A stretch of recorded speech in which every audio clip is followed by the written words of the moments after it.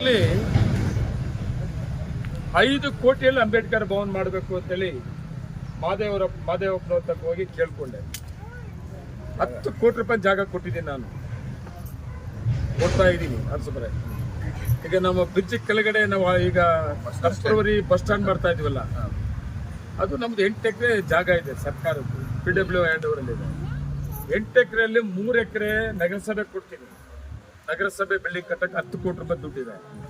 ನಗರಸಭೆಗೆ 3 ಎಕರೆ, 1 ಎಕರೆ ಅಂಬೇಡ್ಕರ್ ಭವನ್ಗೆ. ಆ 1 ಎಕರೆ ಬೆಲೆ ಎಷ್ಟು? 10 ಕೋಟಿ ಕೂಡ ಸಿಗ್ತದೆ. ನಾನು ಮಾದೇವಪ್ಪನವ್ರು ಕೇಳ್ಕೊಂಡೆ, ನನ್ನ ಹೆಸರು ಹೋಗ್ಬೇಕು, ನಾನು ಇಂಥ ಕಡೆ 1 ಎಕರೆ ಜಮೀನು ಕೊಟ್ಟಿದ್ದೀನಿ, ನನಗೆ 5 ಕೋಟಿ ಕೊಡಿ ಅಂತ ನೀವು ಲೆಟರ್ ಕೊಟ್ಟೆ, ರಿಕ್ವೆಸ್ಟ್ ಮಾಡಿದೆ. ಪಾಪ ಬರೆದ್ಬಿಟ್ರೆ ಅವರು 5 ಕೋಟಿ ತಕ್ಷಣ ಬಿಡುಗಡೆ ಮಾಡೋದು ಅಂತ. ಬರೆದ್ಮೇಲೆ ಫೈನಾನ್ಸ್ ಅಲ್ಲಿ ಏನ್ ಮಾಡೋದು, 2 ಕೋಟಿ ರಿಲೀಸ್ ಮಾಡ್ಬಿಟ್ಟವ್ರೆ.